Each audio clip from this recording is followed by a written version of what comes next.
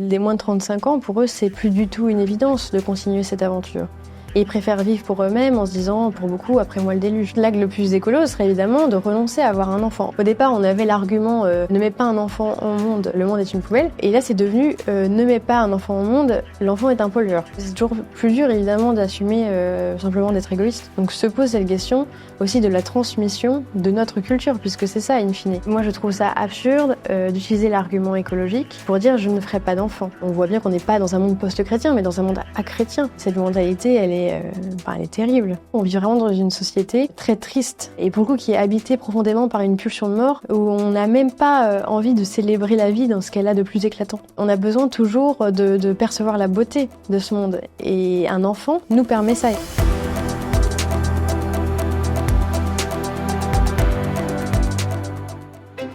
Voici donc le numéro 19 de Front Populaire. Il est consacré au choc des civilisations.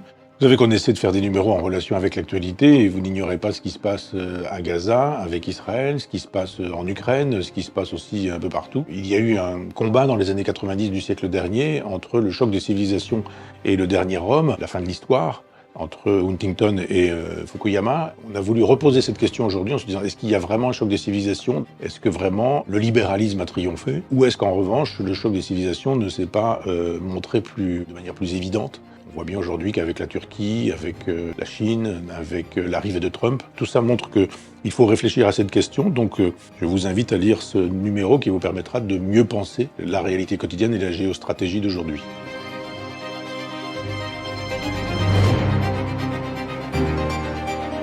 Sommes-nous trop nombreux en France et dans le monde? C'est ce que pensent certains courants écologistes et décroissants. En parallèle, la France est en perte de vitesse démographique. Le taux de fécondité s'écroule. En 2023, il était de 1,68 enfants par femme. Pourquoi les Françaises font-elles moins d'enfants? Faut-il s'en réjouir? Alors pour en discuter, j'ai le plaisir d'accueillir Azilise Lecor, rédactrice en chef de la rubrique Opinion au JDD, et qui vient de publier ce livre, L'enfant et l'avenir de l'homme, aux éditions Albin Michel. Bonjour et bienvenue chez Front Populaire. Merci beaucoup de me recevoir. Alors, pour introduire cet entretien, je voudrais qu'on parle de la démographie, et dans un premier temps, la démographie du monde. On entend souvent dire qu'il y a trop de gens sur Terre, que la Terre ne peut plus supporter autant de personnes, qu'elle s'épuise. Qu'est-ce que vous pensez de cette affirmation ? Alors, moi, je suis pas une démographe ni une experte de cette question. J'ai lu, évidemment, pour écrire ce livre, les travaux des spécialistes de la question. Et s'affrontent en effet plusieurs courants. Il y a ceux qu'on pourrait nommer les néo-malthusiens, qui en effet estiment qu'il manquera de ressources. Donc, néo-malthusien, c'est un terme qui date déjà du 19e siècle. Je pense que c'est important de s'y attarder parce que, à la suite du pasteur Thomas Malthus, qui considérait qu'on allait manquer de ressources et qu'il fallait limiter la population en favorisant les mariages tardifs, en empêchant les gens de s'unir, on allait pouvoir faire baisser la population. Ceux qui ont suivi ont voulu rompre avec cette idée un petit peu rigoriste et ont considéré qu'au contraire, il fallait pouvoir jouir sans entrave. Donc il y avait déjà une idée qu'on retrouvera en 68. Hein. Et l'idée était donc de dire il faut permettre la contraception et l'avortement pour favoriser à la fois cette jouissance tout en empêchant la population de croître. Quand on regarde leurs arguments, il y avait aussi tout un argumentaire anticapitaliste et antimilitariste qui consistait à dire que se reproduire, c'était aussi favoriser des bras pour le grand capital et favoriser de la chair à canon. Je reprends leurs termes. On voit bien que cette pensée progressiste, j'entends progressiste en termes d'idéologie, sous-tend aujourd'hui encore la pensée de ceux qui expliquent que nous serons trop nombreux à un moment sur Terre. Ça veut dire que c'est pas simplement une donnée brute qu'ils analysent, c'est profondément une idéologie. D'autres experts expliquent qu'en fait la population se stabilise par elle-même et qu'au contraire, ça les démographes sont tous d'accord, la population va baisser sur l'ensemble de la planète, même dans les pays où aujourd'hui elle est très forte, parce qu'en se modernisant, les pays, les femmes ont accès à l'éducation, etc., donc font moins d'enfants. Et ça, c'est quelque chose qui s'observe partout. Emmanuel Todd dit, lui, par exemple, que on fera à peu près partout un enfant en moyenne par femme et que seulement dans les pays à culture islamique, on continuera d'en faire 2 en moyenne. Mais vous voyez que c'est pas très élevé par rapport à ce qui existe aujourd'hui. Et en France, une étude de l'INSEE disait que la population devait croître encore jusqu'en 2044 et ensuite décliner. Alors c'était avant que le taux de fécondité ne s'écroule, donc je ne sais pas trop où ça en est aujourd'hui, les projections, mais est-ce qu'il faut s'en réjouir ou s'en inquiéter? Alors, je pense que en tout cas, moi, ce qui m'inquiète, en fait, on peut prendre à plusieurs niveaux. De manière simplement économique, sociale, on peut s'y inquiéter puisque notre modèle actuel fonctionne sur un modèle de croissance, donc en effet, il faut des consommateurs, etc. Moi, c'est pas exactement ça qui m'inquiète, c'est pas mon prisme, disons, c'est un prisme davantage philosophique et une inquiétude sur ce que ça dit de notre société et de l'état de l'humanité aujourd'hui. Si on ne souhaite plus transmettre la vie, ça veut dire en fait à quoi bon? Et moi, j'estime que ma vie est assez digne et assez belle pour que j'ai voulu la transmettre et que je veuille encore le faire. Je vois bien que ce n'est plus le cas de la plupart des gens. Et c'est ça qui m'a beaucoup troublée au cours de mon enquête journalistique quand j'ai rencontré ces child free ou no kids, peut-être qu'on s'attardera sur les terminologies, mais selon la manière dont ils se définissent. Et j'étais très perturbée, oui, de voir qu'en fait, les moins de 35 ans, pour eux, c'est plus du tout une évidence de continuer cette aventure. Et ils préfèrent vivre pour eux-mêmes en se disant, pour beaucoup, après moi le déluge. Mais alors justement, ce mouvement No Kids, parce que vous en parlez dans le livre, c'est l'intitulé du livre, la réponse d'une mère au mouvement No Kids. Est-ce que à quel point c'est un phénomène purement américain et qui s'est transformé en France? Quelle est la spécificité française? Et est-ce que en France c'est aussi virulent qu'aux États-Unis? On a un peu le même débat sur le wokisme, d'ailleurs. Alors, il y a un label qui est né aux États-Unis en 2010 qui s'appelle le label GINK pour Green Inclination No Kids. Ce qui est intéressant, je pense, c'est de voir qu'on a gardé aujourd'hui seulement le terme No Kids, donc le Green Inclination a disparu. Et la fondatrice de ce mouvement, Lisa Imas, j'ai pu l'interviewer par Zoom, elle habite à Seattle, et elle m'a expliqué qu'en fait, quand elle a créé ce mouvement, elle n'a jamais voulu d'enfant. Et en même temps, elle était très écolo. Et elle s'est dit, en termes de com, c'est génial de lier les deux. Et elle le dit de manière très transparente, parce que ça va faire progresser les idées child-free, donc sans enfants par choix, dans le débat public. Et on arrêtera en gros de se sentir obligé de procréer, parce que c'est l'impression qu'elle avait en tant que femme. Elle pensait, comme le disent beaucoup de child-free, subir une injonction à procréer. Et elle a vu que ça a pris. Voilà. Ce qu'on dit beaucoup de féministes surtout, qui n'ont pas tellement aimé avoir, si vous voulez, une justification nouvelle au fait de ne pas faire d'enfants. Leur argument était de dire, voilà, on trouve encore une nouvelle justification et finalement, on ne serait jamais libre de ne pas enfanter. Et donc, moi, je préfère dire simplement que, je n'emploie pas d'argument vertueux et je ne veux pas d'enfant, point, parce que je suis égoïste, parce que je vis pour moi-même et que l'enfant est une aliénation. Je pense notamment à Corinne Meyer qui a écrit 40 bonnes raisons de ne pas faire d'enfant. Elle a vraiment mis les pieds dans le plat. Il y a eu, ce qui est assez étonnant, une résurgence de ce mouvement en France qui a étonné Lisa Imas elle-même après cette étude qui expliquait qu'un enfant émettait 58 tonnes de CO2 par an. Et donc c'était l'acte le plus polluant que d'avoir un enfant dans la liste de tout ce qu'on peut classifier, avoir une voiture, manger de la viande, etc. Et donc l'acte le plus écolo serait évidemment de renoncer à avoir un enfant, au moins un. Donc voilà, si vous avez prévu d'en avoir 3, il faut en avoir plus que 2, etc. Et donc ça a pris énormément médiatiquement. Donc, au départ, on avait l'argument du label GINK qui était de dire ne mets pas un enfant au monde, il est une poubelle, le monde est une poubelle. Et là, c'est devenu ne mets pas un enfant au monde, l'enfant est un pollueur. Donc c'est comme ça que ce mouvement a pris de l'ampleur en France. Et en réalité, moi, ce que j'ai observé, c'est que beaucoup de ceux qui ne veulent pas d'enfants disent tant mieux en fait, c'est vrai, je fais quelque chose d'écolo, alors que c'est pas la raison principale, mais en fait ils utilisent souvent cet argument pour justifier leur choix parce que c'est toujours plus dur évidemment d'assumer simplement d'être égoïste. Je voudrais qu'on parle juste, qu'on aborde la question aussi d'un point de vue politique avec juste un exemple très concret, vous en parlez aussi dans le livre, c'est la question des retraites. Alors pourquoi je parle des retraites? Parce que vous parliez de notre société qui est construite sur la croissance, mais aussi construite sur un système social. Le système social, la retraite par répartition. Le RN avait été pas mal critiqué parce qu'il proposait comme solution une politique nataliste. Et moi, ce qui m'intéresse, c'est que ce soit le RN ou n'importe quel autre parti politique, peu importe, mais ça me paraît d'être du bon sens. Il faut des actifs pour payer les retraites de demain. Et il y avait eu une levée de bouclier. Nos femmes ne touchaient pas à nos utérus. Comment vous expliquez en fait que cette levée de bouclier? Alors en effet, il y a l'exemple du Rassemblement national, mais on peut voir aussi que les propos d'Emmanuel Macron, à la suite du débat sur la retraite, quand il avait parlé de réarmement démographique, tout à fait. ont suscité exactement les mêmes cris des féministes. Je pense qu'il y a deux choses sur la question des retraites. Il y a une question qui se pose à court terme. Comment est-ce qu'on fait pour permettre de financer ce système, puisqu'il n'est plus finançable actuellement, puisqu'il n'y a plus de renouvellement des générations suffisant. Donc voilà, je trouve que le débat n'a pas été assez posé sur le court terme aussi.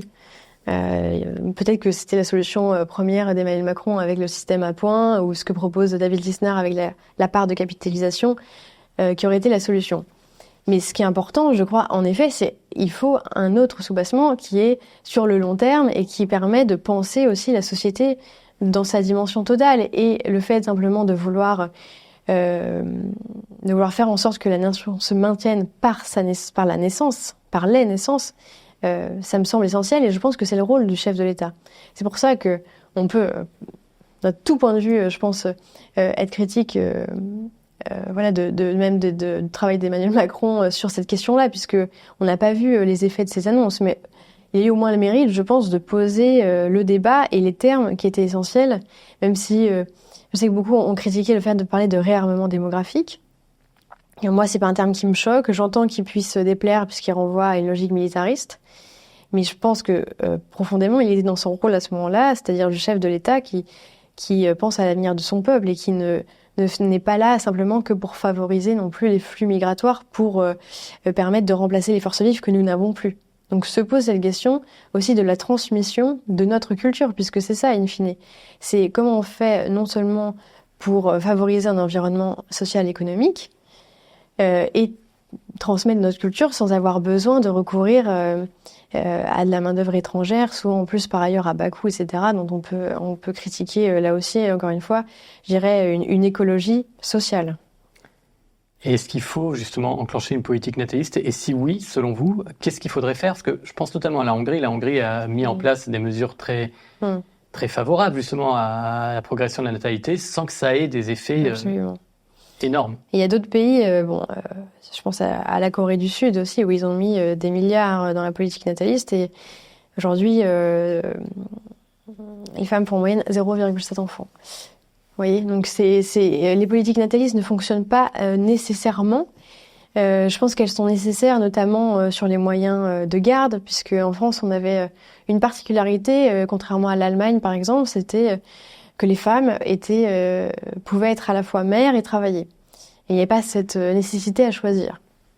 Sauf que de plus en plus, cette question va se poser, puisque en effet, il n'y a pas les moyens de garde suffisants, le coût est extrêmement élevé, et je pense que tout jeune parent a eu ce sujet d'inquiétude avant même la naissance de leur enfant. Donc ça pose question du point de vue de la société et la possibilité aussi pour les parents de rester auprès de cet enfant les premières années de sa vie.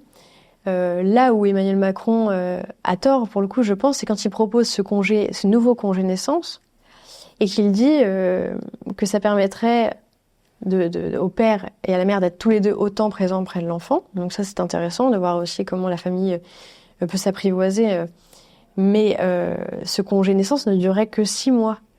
Il serait mieux valorisé, mais il permettrait pas de rester, comme c'est le cas aujourd'hui, 3 ans avec l'enfant. Or, c'est ce qui allait dans le sens du rapport de Boris Cyrulnik sur les 1000 premiers jours, qui expliquait que l'enfant était mieux auprès de ses figures d'attachement.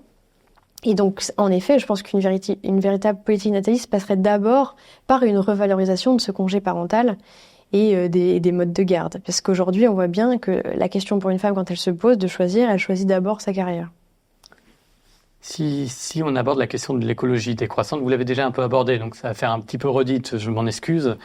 Mais la question que je voulais poser, c'est comment vous résumeriez ceux qui sont sincères dans... Parce que vous avez parlé de ceux qui s'en servent comme prétexte finalement de l'écologie, de prétexte pour ne pas faire d'enfants. En revanche, il y a des personnes qui sont sincères, qui pensent réellement que économiser 58 millions de tonnes... 58 tonnes de CO2 par an. Oui, pardonnez-moi. 58 tonnes de CO2 par enfant, c'est nécessaire pour la planète. Est-ce que vous avez rencontré ces gens-là? Est-ce que vous avez pu discuter avec eux? Oui, juste sur les 58 tonnes, c'est intéressant parce que le calcul a été démonté par ailleurs, parce que ça prenait en compte les générations futures et la descendance possible de cet enfant. Donc, beaucoup de choses n'allaient pas dans ce calcul. Je renvoie aux travaux d'Emmanuel Pont à ce sujet. En fait, je dirais même que tout le monde est sincère dans la en tout cas dans ma génération, parce que c'était plutôt des personnes de mon âge, de moins de 35 ans que j'ai rencontrées. Ils s'inquiètent sincèrement pour le climat. D'ailleurs, j'ai fait attention à ne pas... J'ai un chapitre qui s'appelle schizophrénie écologique et j'ai fait attention à ne pas l'appeler hypocrisie écologique, parce que c'est vrai qu'on a des comportements qui sont hypocrites de fait, mais qui ne sont pas forcément conscients. C'est-à-dire que je renvoie à cette étude du Crédoc qui montrait bien que les modes de vie de cette génération, qui préféraient sacrifier un enfant, en réalité sont des modes de consommation beaucoup plus excessifs, beaucoup plus polluants, etc., que ceux même de leurs aînés. Parce que nous sommes nés aussi dans ce monde-là et nous sommes à l'aboutissement d'un délitement. Et donc forcément, le seul moyen aujourd'hui de nous donner l'impression d'appartenir à un commun, c'est d'appartenir à cette société de consommation. Donc nous voulons tous nous ressembler en consommant de la même manière, et on voit bien la place aujourd'hui qu'a pris la consommation, même dans notre rapport à la sphère intime. Il n'y a plus cette rupture avec les nouvelles technologies qu'il pouvait avoir avant entre une vie avec les autres dans la sphère publique et puis la vie de son foyer dans la sphère intime. Aujourd'hui, vous continuez les discussions que vous aviez au travers des réseaux sociaux la même journée et le travail s'immisce chez vous, etc. Donc cette frontière-là n'existe plus et ça joue énormément dans le rapport aux autres. Pourquoi je parle de ça sur la question écologique? Parce que c'est un tout, en fait. J'ai participé à la belle aventure de la revue Limite. Et nous, on parlait d'écologie intégrale dans le sillon de Laudato Si. On considère que l'homme doit être au centre de la conception écologique. Si vous voulez, c'est pas simplement une écologie qui veut sauver la planète. Ça n'a pas de sens comme formule. On habite la Terre et on veut faire en sorte de protéger, évidemment, ça passe par l'environnement, ça passe par les rapports sociaux et ça passe aussi par une certaine conception de l'homme. Et cette conception de l'homme ne le réduit pas à la sphère de la consommation. Et moi, c'est ça que j'ai déploré dans les rencontres que j'ai pu faire. Et je veux dire, je peux très bien me mettre là-dedans, si vous voulez. Mais moi, je trouve ça absurde d'utiliser l'argument écologique pour dire je ne ferai pas d'enfants.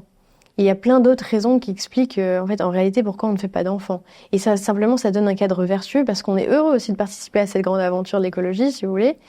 Et je pense que ça montre bien le glissement qui existe aujourd'hui, à la fois un glissement de la transcendance, puisque il y a une forme aussi de déification de la planète, cette fameuse, c'est la déesse Gaïa. Est-ce que c'est lié, par exemple, au déclin du catholicisme, au déclin de la religion dans la société? Je pense qu'il y a plus de grandes idéologies qui meuvent aujourd'hui, qui permettent de faire nation, et il n'y a plus non plus de religion. Et on voit bien, je pense au dernier livre de Jérôme Fourquet, c'est ce qu'il avait déjà expliqué dans l'Archipel français, mais là je trouve que c'est avec les infographies, les chiffres qu'il met en avant, on voit bien qu'on n'est pas dans un monde post-chrétien, mais dans un monde achrétien. Et donc cette transcendance qui pouvait aussi, je veux dire, être assez éclatante quand on devient parent, il y a quelque chose, il n'y avait rien et d'un coup il y a quelqu'un, il y a ce souffle de vie qu'on transmet, qui passe par nous, qu'on soit croyant ou non. Je veux dire, c'est une expérience transcendantale qu'on peut faire quand on devient parent. Et bien là, il y a ce glissement et la transcendance, ça devient cette déesse Gaïa, et à tel point qu'on peut désirer sacrifier l'humanité pour sauver cette planète. Ce qui paraît assez absurde, parce qu'une écologie authentique, c'est une écologie qui veut préserver une vie authentiquement humaine, je reprends les mots d'Ancionas, sur Terre. Et moi, ça, je l'ai pas du tout ressenti dans les esprits actuels. Parce qu'en plus, vous parliez de transmettre tout à l'heure, l'écologie, c'est aussi transmettre la terre Bien sûr. au suivant. Donc, Voilà. Et je crois que quand on devient parent, on prend d'autant plus conscience de la fragilité de la vie à travers ce petit être, évidemment, qu'on accueille, mais aussi de la fragilité et de la vulnérabilité du monde dans lequel il habite. Et à mon sens, on a envie que le monde soit meilleur simplement déjà parce qu'on va le léguer à quelqu'un. Quand on dit après nous le déluge, eh bien, et je parle de ce fameux Gauthier, mais il y en avait d'autres comme Gauthier. Je commence un chapitre avec lui. Gauthier, au moins, il est très sincère. Lui, il se cache pas derrière des arguments vertueux. Il pense on court à la catastrophe climatique et il préfère jouir absolument de la consommation, des biens, des voyages, etc. Donc il s'est fait vasectomier parce qu'il ne veut pas transmettre la vie. Et il se dit ce serait justement égoïste d'imposer à mon enfant de vivre dans un tel monde. Et donc c'est après lui le déluge. Et je trouve que cette mentalité, elle est terrible. Et parce que l'autre mentalité qu'il pourrait avoir, c'est se dire finalement, je n'ai pas envie de léguer ce monde-là à mes enfants. Ce monde-là est trop dangereux, donc je ne fais pas d'enfants. Oui, mais dans ces cas-là, c'est à quoi bon? Est-ce qu'il ne faut pas en finir nous aussi nous-mêmes tout de suite? Et, quel sens a l'existence si on ne juge pas que la vie qu'on a reçue nous-mêmes de nos parents est assez digne pour qu'on la transmette? Je crois que c'est perpétuer l'aventure de la vie, c'est quand même ce qu'il y a de plus grand. En fait, au cœur de ça, il y a l'idée de transmission. Je pense qu'elle est la clé. Si beaucoup ont peur de transmettre la vie, c'est parce qu'eux-mêmes, ils n'ont peut-être pas reçu suffisamment. La crise de la transmission, elle se situe à plusieurs niveaux. On le voit bien dans les rapports familiaux, on le voit aussi évidemment à l'école, dans la société de manière générale. Et je pense que cette solidarité qui a été instituée au niveau de l'État-providence a aussi sapé les modes de solidarité qui existaient entre les individus dans la société. Mais elle les a en quelque sorte remplacés aussi. Si vous voulez, c'est ça qui est très parlant. En fait, notamment dans les classes, quand j'ai les classes moyennes, inférieures et populaires, les gens font plutôt en moyenne un enfant contre les classes aisées qui en font 2. Pourquoi? Parce qu'elles se disent, je vais tout investir sur un seul enfant, c'est-à-dire pour pouvoir lui faire en sorte qu'il ait tout ce qu'il faut pour être correctement heureux. Donc, toujours dans un rapport évidemment de consommation et de mimétisme consumériste, mais aussi parce que je veux qu'il puisse faire des études. Et je n'ai pas aujourd'hui, à part les écoles de commerce et certaines écoles, quand même l'État prend en charge des études. Moi-même, j'ai bénéficié des bourses pour pouvoir faire des études. Et c'était très intéressant de voir que ces gens-là se disent on n'aura plus de retraite. Et nos enfants, il ne faut pas qu'on compte sur l'État pour les financer. Donc en fait, ils préfèrent prendre les devants à ce niveau-là. Et en même temps, ils continuent d'en attendre beaucoup de l'État. Vous voyez, des injonctions contraires. Et je pense que ça joue beaucoup. Ce qui est intéressant aussi, et je reprends ce que vous dites, c'est-à-dire que ce sont plutôt les populations pauvres, entre guillemets, avec tous les guillemets de la Terre, qui font moins d'enfants, alors que c'était totalement l'inverse il y a 100 ou 200 ans, même bien avant. Il y avait la logique de plus ils seront nombreux, plus ils m'aideront à assurer mes vieux jours, qui n'était pas forcément la seule logique, mais enfin néanmoins à guider. Et là, vous dites que finalement c'est inversé. Alors pour être précis sur les chiffres de l'INSEE, les 20%, si on prend les femmes, les 20% les plus pauvres et les 20% les plus riches, 20% les plus riches, c'est en moyenne 2 enfants par femme. Les 20% les plus pauvres, il y a 2 chiffres différents. Ce chiffre monte à 2 quand le niveau de diplôme est en dessous du bac. Il va à 1 quand les femmes sont pauvres mais qu'elles ont au moins le bac. Donc vous voyez, il y a toujours aussi un lien évidemment avec le niveau d'études, mais c'est intéressant ce que vous soulignez sur la question de la prise en charge des vieux jours. On fait jamais un enfant parce que on se dit il va s'occuper de moi. Mais de fait, il y a quand même un rapport de transmission et d'amour qui est interdépendant. Évidemment, je pense que dans une société où on se dit qu'on va forcément mettre nos propres parents et nos vieux dans des EHPAD et on va laisser alors plus l'État puisqu'il n'y a plus assez de place, mais donc des organismes privés qui rationnent leurs repas, leurs couches, etc. Et qu'on va mettre de la même manière nos enfants. Enfin, c'est intéressant quand on voit les travaux de Victor Cassanet. Il se passe la même chose dans les dans les crèches que dans les EHPAD. Et donc ça aussi, ça crée évidemment beaucoup d'angoisse et en même temps, ça montre qu'on n'est plus prêt totalement à prendre en charge cette vulnérabilité et et je pense, parce qu'on n'est plus aussi au contact. Est-ce que dans l'espace public, on voit beaucoup de personnes âgées, est-ce qu'on voit beaucoup d'enfants? En fait, il n'y a que les actifs qui peuplent ce monde et donc on ne sait même plus à quoi ressemble la vie dans son extrême vieillesse ou dans ses premiers instants. Et je pense que, évidemment, ça fait peur quand on ne sait pas aussi à quoi s'attendre. Et donc, ça me fait penser, moi, au livre de Jean Dutour, 2024. Je l'ai découvert après avoir écrit le livre, où il imagine une société avec seulement des octogénaires. Il a écrit ça en 73 et ça se passe en 2024. Et donc, on a arrêté de se reproduire, on a arrêté de faire des enfants. Et le livre commence avec le narrateur qui tombe sur un jeune homme de 30 ans qui tient la main d'un enfant qui a une dizaine d'années, c'est son fils, et lui il se dit mais je n'ai pas vu ça depuis ma propre jeunesse. Et donc il va ensuite découvrir sa famille, et sa première réaction c'est de se dire mais cet homme a donc une femme. Et ils ont décidé de continuer à transmettre la vie dans un monde où ça n'existe plus. Et ils décryptent ensuite comment en effet il y a une décroissance malgré eux, parce qu'il n'y a plus d'actifs, etc. Mais c'est aussi parce que ils se sont enfermés dans une vie pour eux-mêmes et parce qu'ils n'ont plus été au contact des autres. Et donc, je crois que ça, on le vit déjà aujourd'hui. Alors, est-ce que vous craignez ce qu'on pourrait vivre, peut-être, vous en parlez dans le livre, c'est la crainte éventuellement d'un péril antidémocratique lié à l'écologie. Je ne sais pas si je suis très clair. La dictature verte. Voilà, la dictature verte, ça résume beaucoup mieux ce que je viens de dire. Est-ce que ça, c'est quelque chose que vous craignez? Non, pas tellement. Enfin, je suis pas. Mais se pose en fait véritablement la question de ce qu'on va faire à un moment donné, quand en effet on voit que le monde, que la catastrophe climatique est déjà là.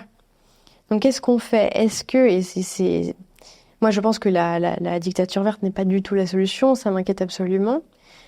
Mais d'ailleurs c'est fou de voir les polarisations que ça crée, puisqu'en face de ça il y a un climato-scepticisme qui ressurgit alors qu'on pensait qu'il y avait un consensus aujourd'hui autour de la question écologique. Donc je pense que c'est pas la solution. Je ne l'ai pas, moi, la solution, hein, je tiens d'abord à le dire, mais sur cette question écologique et aussi sur la question de la démographie, en fait, les deux sont liés dans cette pensée. Je pense à Antoine Bueno qui a écrit 2 livres sur la question, et il a écrit justement La dictature verte et auparavant Permis de procréer.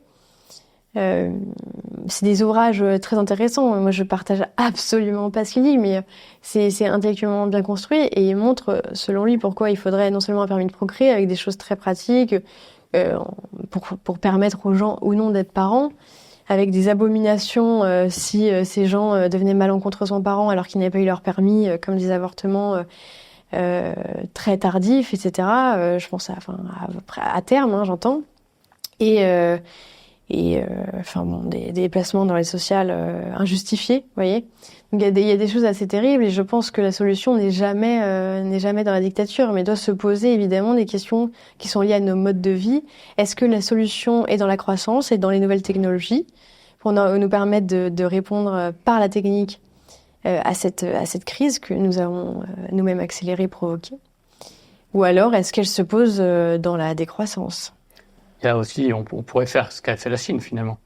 Ce qu'a tenté de faire la Chine, la politique de l'enfant unique. Oui, on voit bien que ça fonctionne pas et que se posent aujourd'hui les mêmes questions pour eux que pour nous. C'est-à-dire comment est-ce qu'ils ont fait pour maintenir un pays qui va, en fait, finalement, aujourd'hui, vers le déclin démographique, j'entends. Et puis, en plus, ils ont favorisé les naissances de petits garçons. Donc, aujourd'hui, il y a des millions de Chinois qui se retrouvent célibataires. Donc ça, à chaque fois qu'on essaye de jouer sur la démographie, soit ça ne fonctionne pas, soit ça crée des problématiques terribles. Finalement, est-ce qu'on peut jouer sur la démographie? Moi, ce que j'essaye de dire, c'est que c'est d'abord une question de mentalité. Et c'est pour ça que je m'attarde non pas sur les politiques publiques dans mon livre, parce qu'en plus, je suis pas du tout une experte de la question, et j'avais pas envie de le devenir, mais vraiment sur une approche de l'existence humaine. Pourquoi est-ce que ça vaut le coup de naître et de renaître nous-mêmes en devenant parents. Je pense que cette existence, en effet, elle peut nous lasser très vite et on a besoin toujours de percevoir la beauté de ce monde. Et un enfant nous permet ça, il nous permet non seulement de transmettre, comme je l'ai dit, ce que nous avons reçu, mais aussi de nous offrir un regard neuf sur ce monde-là. Et Hannah Arendt le dit très bien, cet enfant qui vient au monde, cet enfant nouveau, non seulement il renouvelle notre regard, mais il fait pas non plus table rase du passé. Il est révolutionnaire, mais la révolution ne nous demande pas de supprimer tout ce qu'il y a eu avant. Au contraire, il faut garder ce qui est essentiel. Et ça, je pense que c'est une pensée qui est authentiquement conservatrice dans le sens noble du terme, non pas réactionnaire où on voudrait supprimer toute modernité. Au contraire, il faut à la fois du neuf et on n'enferme pas non plus simplement, on ne fiche pas dans du formol ce qui est passé, mais on préserve ce qui est beau et ce qui est bon à transmettre. Et je pense que c'est cette approche-là qui permet le mieux de défendre le principe même de la naissance. Et c'est pour ça aussi que je dis que l'alpha et l'oméga d'une vie n'est pas d'être parent. Il y a des personnes qui sont dans la possibilité d'être parents, qui ne veulent pas. Soit ils sont infertiles, soit ils ne veulent pas être parents pour des raisons très intimes. Et d'ailleurs, c'est le cas de beaucoup. Il y a la possibilité, notamment, qui m'ont écrit, après avoir lu mon livre, et ça c'était très bouleversant, mais qui essayent de transmettre d'une autre manière. Cette transmission, elle peut se faire, j'ai appelé ça la fécondité spirituelle, par l'enseignement, par le don, par le service. Et je voudrais pas limiter le rapport à l'altérité simplement au fait d'être parent. Mais je crois que c'est ça la clé, c'est comment est-ce qu'on se tourne vers l'autre dans une société où on vit essentiellement pour soi, où on peut on peut tout faire depuis notre canapé ou depuis notre lit, commander à manger, commander n'importe quoi sur Amazon, travailler aujourd'hui dans un monde où le télétravail permet beaucoup de choses, notamment pour les jeunes parents plutôt pratiques, mais aussi qui détruit le lien entre les individus. On peut même d'ailleurs déléguer la naissance. Vous faites une critique de la GPA, c'est quelque chose... Est-ce que ça vous inquiète, ça, par exemple, justement, le développement de la GPA ? Oui, ça, je trouve que c'est terrible qu'on en soit arrivé là. C'est-à-dire qu'on considère qu'on peut louer un utérus comme on louait des bras, pour reprendre la phrase d'un homme célèbre.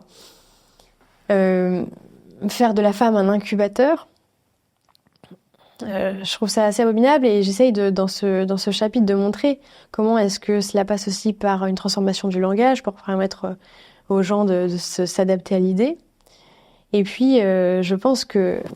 je m'attarde beaucoup sur la question de la grossesse, parce que la maternité, elle passe par un corps. Et c'est cette expérience qui est très incarnée, qui nous permet de devenir, nous les femmes, mères. Et quand on vit une grossesse, ça a non seulement un impact sur la femme, mais ça a aussi un impact sur l'enfant. Dès la vie intra-utérine, ça, tous les scientifiques et les neuroscientifiques sont formels. Donc il y a un arrachement au moment de la GPA qui est d'abord violent pour l'enfant et qui a des répercussions sur la mère, même si celle-ci a consenti par un contrat à être cet incubateur. C'est une nouvelle forme d'esclavage moderne. Les hommes n'ont pas trop de scrupules à dire que, par exemple, qu'ils ne veulent pas d'enfants et qu'ils veulent vivre pour eux. Les femmes en ont encore. Pour qu'une femme puisse être mère si elle le désire et avoir une carrière, il faut au contraire prendre davantage en compte sa condition naturelle. On ne peut pas avoir une politique nataliste figée depuis Paris. C'est des politiques qui doivent être pensées au niveau des régions. Aujourd'hui, beaucoup de gens aussi aimeraient avoir plus d'enfants. En moyenne, 2,3 enfants, et ils ne peuvent pas. Dans quel monde on est si on n'accepte pas ça? Moi, je sais juste qu'il n'y a pas de réponse intellectuelle à poser à ça, simplement, mais est-ce que vous vous rendez compte? Les gens préfèrent rester tranquilles dans leur cocon plutôt que de simplement se retrouver face à l'altérité. On vit vraiment dans une société très triste et pour le coup qui est habitée profondément par une pulsion de mort où on n'a même pas envie de célébrer la vie dans ce qu'elle a de plus éclatant.